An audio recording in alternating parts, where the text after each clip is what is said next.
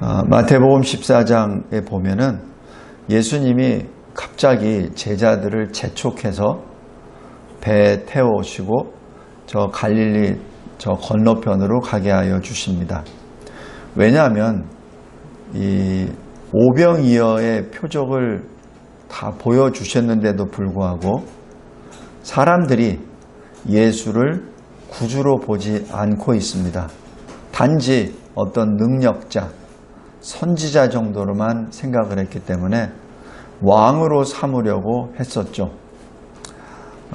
그랬을 때 예수님이 그 무리들을 흩으시고 그리고 제자들을 급하게 보내십니다. 이것이 바로 예수님이 우리를 세상과 구별시키시는 그 모습입니다.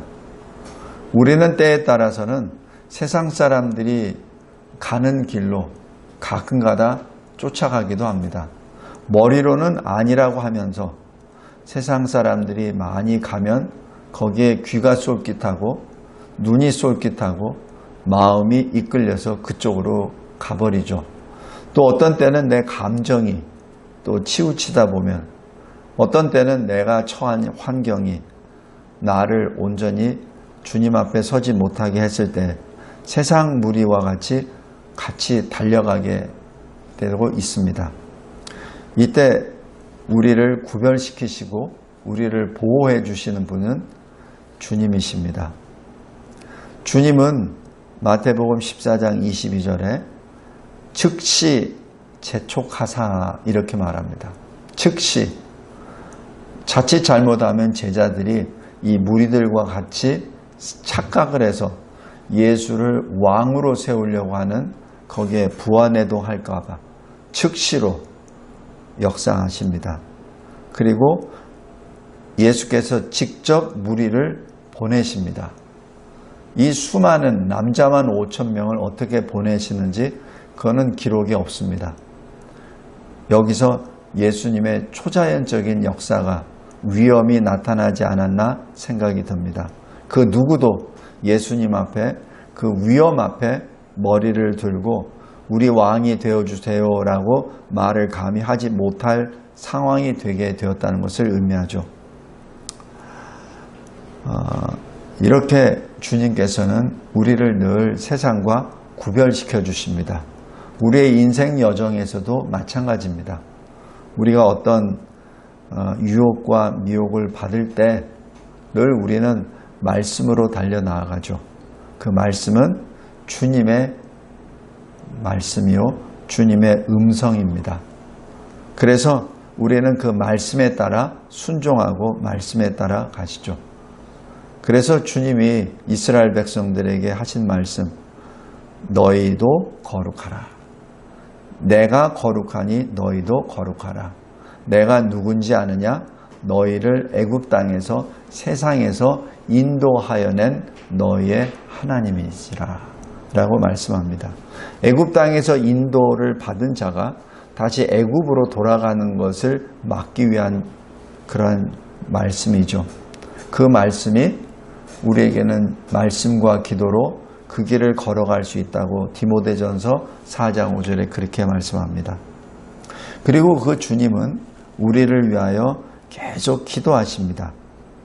요한복음 17장 20절 보면은 내가 하나님 아버지께 기도하는 것은 이 사람들, 지금 현재 이 제자들뿐만 아니라 그들의 말로 인하여 나를 믿는 모든 사람들을 위함입니다 라고 기록합니다.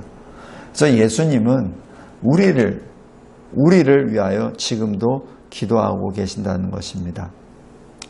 그리고 주님이 기도하시는 것은 여기 요한복음 17장 9절 15절입니다. 이 세상을 위함이 아니요 내게 주신 자들을 위함입니다. 근데 내가 기도하는 것은 하나님께서 내게 주신 자들을 세상에서 데려가시기를 위함이 아니요 악에 빠지지 않게 보존하시기를 위함입니다 라고 기록합니다. 그래서 제가 누차 말씀드리지만 어떤 어려움이나 환난을 당할 때 하나님께 이 환난으로부터 나를 건져내 주세요. 굉장히 자연스러운 기도입니다.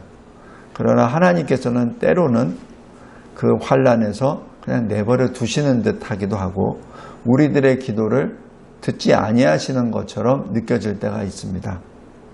왜냐하면 우리를 그 환난에서 건져내 주시는 것보다도 그 환난 가운데에서 죄악에 빠지지 않게 하는 것이 실은 하나님의 선하신 뜻입니다. 빠지지 않고 그 안에서도 우리가 받은 믿음을 굳건히 붙잡고 주님을 바라보며 주님과 함께 동행함으로 의와 거룩을 보존되는 그러한 역사가 하나님께서 우리를 향한 뜻이기도 합니다. 인생을 살다가 내가 해결할 수 없는 어떠한 환난이나 고난을 당합니까? 그 고난을 당하실 때 오히려 하나님께 기쁨으로 감사 기도하시기 바랍니다. 아, 이때구나. 하나님이 나에게 정금보다 더 정결한 존재로 만들어 가 주시기 위하여 이 환난을 주시는구나 라고 하며 그 환난을 믿음으로 이김으로 통과하시기 바랍니다. 하나님은 자기 백성을 끝까지 보호하십니다. 그리고 이 세상 사람들과 구별시켜 주십니다. 두 번째, 그런데 하나님은 우리에게 오라 명령하십니다. 제자들이 배 안에 타서 주님이 명령하신 대로 가요. 주님이 명령하신 대로 갔는데 거기서 역풍을 만나죠. 그래서 가지를 못해요. 우리도 마찬가지입니다. 하나님이 하라고 하셔서 하나님의 나라를 위해서 하라고 해서 했는데 처음에는 순풍을 맞아서 잘 가는 것 같다가 때에 따라서는 역풍을 만나서 잘 진행이 안 됩니다. 그러면 종종 이러죠. 하나님 제가 뭘 잘못했나요? 그럴 수도 있습니다. 아니면 제가 하나님의 나라를 한다고 하면서 혹시 내 의의를 드러내려고 한 것은 아닌지요? 그럴 수도 있습니다. 그러나 때에 따라서는 하나님께서 우리를 위해서 의도적으로 계획적으로 막으실 때가 있습니다. 그때가 바로 주님을 만날 때입니다. 왜냐하면 가라고 해서 갔는데 가질 못하잖아요. 그때 주님이 자기 백성에게 오십니다. 그 만남이 심히 중요한 만남입니다. 우리가 어떤 역경을 만났을 때, 특별히 하나님의 일을 한다고 하는데 역경을 만났을 때, 그때 간절히 부르짖을 때 주님께서 우리에게 오십니다. 지금 여기 배가 가질 못하고 있어요. 주님이 직접 오시죠. 그 배에 있는 제자들이 다 유령인 줄 알고 놀랄 때 이때 주님이 말씀하시죠. 나다. 베드로가 그것을 확인하고 주님이라는 것을 확인하고 말씀합니다. 주여, 주님이 맞다면 나에게 명하소서. 내가 주께로 오라 명하소서. 이때 주님이 오라 라고 명령하시죠. 성도 여러분, 여기서 많은 주제가 나오는데 딱 하나, 주님께 나아가기 위해서는 어떻게 되죠? 배에서 나와야 합니다. 그 배가 무엇이죠? 자기의 생명줄입니다. 배에 나오면 죽잖아요. 근데 주님이 말씀하세요. 나오라. 우리가 특별히 주님의 일을 한다고 할 때 이럴 때가 있습니다. 분명히 이러면 안 되는데 근데 주님이 오라고 하세요. 그때는 멈칫멈칫하고 때로는 의심도 들고 하는데 일단 나가면은 그 다음에는 주님이 주신 평강을 잊게 됩니다. 베드로도 마찬가지예요. 오라 하니까 나갔습니다. 다른 제자들은 그냥 구경만 하고 있었겠죠. 베드로가 주께로 나아갑니다. 물 위로 걸었어요. 근데 그 순간 바람과 물을 보고 겁이 나서 주님을 바라보지 못하는 그 순간 물에 빠져버리죠. 성도 여러분, 우리가 주님이 주시는 그 명령에 대하여 얼마나 우리는 순종하고 있는지 다시 한번 우리 자신을 생각해 보시기 바랍니다. 아브라함이 소명을 받았을 때 아브라함이 갈 바를 알지 못하고 나아갔죠. 그냥 주님이 가라고 하니까 간 겁니다. 갈 바를 알지 못했으나 히브리서 11장 10절에 하나님이 계획하시고 하나님이 지으실 터가 있는 성을 소망했기 때문에 갔다라고 기록합니다. 그래서 이것으로만 끝나는 것이 아니라 아브라함은 아들 이삭 또 손자 야곱과 같이 같은 한 장막 안에서 이 소망으로 광야를 걸어 나아갑니다. 이것이 믿음의 승계가 되겠죠. 오늘 본문의 큰 주제입니다. 본문, 오늘 설교 본문의 한 주제, 오라. 그럴 때 나아가야 합니다. 세상의 길이 아니라 예수의 길로 나오라고 하시는 거거든요. 세상 사람들이 보기에는 빠져 죽는 길입니다. 그러나 주님이 오라고 하시기에 나아갑니다. 예수님이 말씀하시잖아요. 요한복음 14장 6절에 내가 그 길이요. 바로 그 길이라는 것이 바로 진리요 생명이라는 그 의미입니다. 그 길은 바로 우리 앞에 물로 보입니다. 때로는 불로 보입니다. 그래서 그 길로 가면 내가 물에 빠져 죽을 것 같고 그 불로 들어가면 내가 타 죽을 것 같고 그 길로 가면 내가 사자굴에 빠져서 사자에 죽을 것 같습니다. 그러나 그렇지 않습니다. 우리 다니엘서에 보면 그게 다 증거가 되잖아요. 이를 위해서 내가 어떻게 주님이 오라고 하는 그 물 위로 불 속으로 그리고 사자굴로 들어갈 수 있습니까? 내가 죽기 때문에 그렇습니다. 내가 물속에 들어가면 내가 죽는다는 것을 내가 알기 때문에 그래서 내가 죽으면 죽으리라 라고 들어가기 때문에 사는 것이죠. 이것이 죄에 대하여는 죽고 하나님께 대하여는 산다는 로마서 6장 11절의 그 말씀과 바로 연계가 됩니다. 마태복음 19장에 보면은 젊은 부자가 나오죠. 자기도 이 세상 가운데 유대인으로 태어나서 모세오경 율법은 다 지켰다고 자처하는 사람입니다. 그런데도 구원의 확신이 없어서 주님께 어떻게 해야 영생을 얻으리까라고 질문을 하죠. 그때 주님이 하신 말씀, 바로 그곳에서 나오라라고 말씀하십니다. 네가 지금 의지하고 있는 그 재물로에서부터 나오란 얘기죠.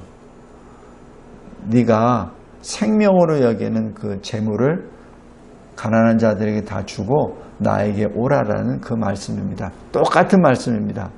베드로에게 오라라는 그 말씀하고 젊은 청년에게 부자 청년에게 나에게 나오라라는 그 말씀과 똑같습니다. 내가 먼저 죽어야 됩니다. 그렇지 않으면 예수를 따라갈 수 없습니다. 주님께서는 우리에게 오라라고 말씀합니다. 왜 모세가 꺼지지 않는 그 덤불 그곳에서 주님을 만날 때 주님이 가장 먼저 하신 말씀, 네 신을 벗어라. 네가 의지하고 있는 그 신, 그것을 벗어라. 너의 자아를 내려놓으라는 그 말씀입니다. 그래야만 네가 나에게 가까이 올 수 있고 그래야만 내 일을 감당할 수 있느니라 라고 말씀합니다. 마지막 세 번째는 주님이 우리 안에 거하실 때 주님이 명령하신 곳에 즉시로 이릅니다. 오늘 본문에는 그 내용이 없으나 요한복음 6장 21절에 이렇게 기록합니다. 이에 기뻐서 배로 영접하니 배는 곧 그들이 가려던 땅에 이르렀더라. 굉장히 상반되는 모습이죠. 배가 가려고 했는데 밤이 깊도록 가지 못했었습니다. 새벽이 될 때까지.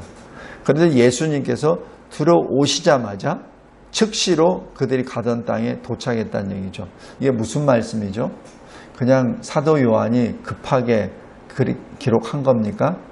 그리고 예수님이 오셨기에 그냥 예수님만 보고 너무 기분이 좋다 보니까 가는지도 모르고 어떻게 도착하다 보니까 그냥 바로 도착했다고 하나요? 사도 요한은 사실 그런 사람 아닙니다. 굉장히 자세한 사람입니다. 감정에 치우치는 것도 없잖아 있지만 그 모든 것에 굉장히 주의 깊게 봅니다. 그래서 요한 복음서를 보면은 우리가 잘 느끼잖아요. 요한 사도가 그냥 기록한 게 아니라 실제로 배가 주님이 들어오시자마자 바로 건너편에 도착했다는 얘기입니다. 이것이 무엇을 말합니까? 왜 그렇게 됐죠? 왜 그들이 기뻐했죠? 주님께 예배를 드립니다. 그것이 마태복음 14장 32절 33절입니다. 배에 함께 오름에 예수께서 바람이 그쳤다. 그때까지는 바람이 요동쳤죠. 그런데 예수님이 배에 타시자마자 바람이 그쳤습니다. 그때 배에 있는 사람들, 제자들이 한 것이 무엇이죠? 예수께 절했다. 바로 예배드렸다는 그 말씀입니다. 지금까지는 예수를 하나님의 아들로 사실 제대로 못 믿은 거예요. 부분적으로는 믿을 수 있을지언정 오병이어 사건이 있었음에도 불구하고 그것을 제대로 깨달아 알지 못했던 것이죠. 그래서 마가복음 6장 51절 52절에 이렇게 기록합니다. 배에 올라 그들에게 가시니 바람이 그치는지라 제자들이 마음에 심히 놀라니 이는 그들이 그 떡 떼시던 일을 바로 오병이어를 깨닫지 못하고 도리어 마음이 둔하여 졌음이라라. 그래서 이 예수를 제대로 알아보지 못했어요. 근데 어느 순간에 마태복음 14장에 보면은 예수께 절하며, 여기서 절이라고 하는 것은 예배를 의미합니다. 하나님의 아들이라고 고백하게 되죠. 이때 그것이 요한복음 6장 21절에 영접하니라고 그렇게 기록합니다. 곧 그들이 가려던 땅에 이르렀습니다. 성도 여러분, 우리가 예수를 진정으로 만났을 때 주님이 명하시던 그곳에 즉시로 가게 됩니다. 주님을 온전히 내가 영접하지 못했고 내가 주님을 온전히 나의 구주로 고백하지 못했기 때문에 사실 그런 당하는 환난이 있습니다. 역경이 있죠. 주님이 즉시로 그곳으로 옮겨가 주신다는 것이죠. 근데 문제는 하나님은 우리가 믿든지 안 믿든지 하나님의 일을 행하십니다. 여기 절을 했다고 해서 배에 있는 모두가 다 절을 했겠습니까? 마가복음 6장 51절 52절 보면은 또 그 중에 일부는 그렇지도 않았을 거예요. 분명히 거기에 몇 명은 주님께 예배를 드렸습니다. 성도 여러분, 똑같은 역사가 일어납니다. 하나님의 역사가 일어날 때 어떤 자에게는 예수를 구주로 고백함으로 인하여 주님을 만남으로 인하여 이 일이 주님이 일하셨구나라는 것을 고백하는 사람이 있는가 반면에 똑같은 배에 타고 있는데도 불구하고 그것을 깨닫지 못하는 자는 어떻게 글로 갔는지, 주님이 무슨 일을 행하셨는지, 주님이 어떤 분이신지도 잘 모르고 그냥 그 땅에 들어가게 되죠. 우리는 어떤 사람이 되기를 원합니까? 하나님 앞에 진정으로 가까이 나아가고 주님을 영으로 만남으로 주님이 행하시는 일에 대하여 아멘으로 화답하는 저와 여러분이 되길 바랍니다. 요한복음 9장에 보면은 날 때부터 소경된 자가 있었죠. 자기가 왜 소경이 됐는지 인생 전체를 살면서 아마 부르짖었을 겁니다. 그때 일반 사람들은 다 자기를 저주했고 자기 부모를 저주했습니다. 그런데 어느 날인가 한 젊은이의 목소리가 이렇게 말합니다. 이는 이 사람의 죄도 아니요 부모의 죄도 아니라 그를 통하여 하나님이 나타내시고자 하는 것이 있느니라. 그 말씀을 듣죠. 그 말씀을 들었을 때 아마 이 날 때부터 소경된 자에게는 모든 인생의 수수께끼가 풀렸을 줄 믿습니다. 아, 내가 소경된 것은 하나님의 역사있구나. 나를 통하여 하나님이 무언가를 하시려고 하시는 거구나 라는 것을 마음으로 받았을 때 그분이 눈에 진흙을 묻히고 그리고 실로암에 가서 씻으라고 명령해 주시죠. 우리가 잘 아는 그 실로암 말입니다. 바로 그 사람은 눈을 떴죠. 예수를 누군지도 몰랐지만 그러나 예수를 증거하다가 출교를 당합니다. 출교를 당했을 때 예수님이 그를 찾아오시죠. 그가 말합니다. 주여 내가 믿기를 원하나이다. 내가 그를 만나기를 원하나이다. 그러자 주님이 말씀하시죠. 너와 말하는 자, 내 앞에 있는 자가 바로 그이니라. 이때 고백하는 것이 주여 내가 믿나이다 하고 절하는지라. 이 절이 바로 예배를 말합니다. 주님 앞에 예배를 드렸을 때 그 순간에 이 소경되었다가 시력이 회복된 그 사람의 모든 인생은 이제는 변화가 되죠. 말씀을 맺겠습니다. 늘 주님은 우리와 함께 동행하여 주십니다. 문제는 우리가 그것을 제대로 깨닫지 못해서가 문제죠. 그리고 때로는 우리에게 역경을 허용하시기도 합니다. 근데 그 역경이라고 하는 것이 주님을 만나게 하시기 위한 주님께로 부르시는 하나의 소명임을 잘 생각하시기 바랍니다. 그 많은 제자들 가운데 베드로만 주여 나를 걷게 하소서라고 기도하죠. 그랬을 때 주님이 베드로에게 오라라고 명령하십니다. 이것이 기도입니다. 때에 따라서는 말도 안 되는 기도예요. 그리고 일반 상식으로는 주체가 없는 기도입니다. 그러나 주님은 그 기도를 기쁘게 받아주세요.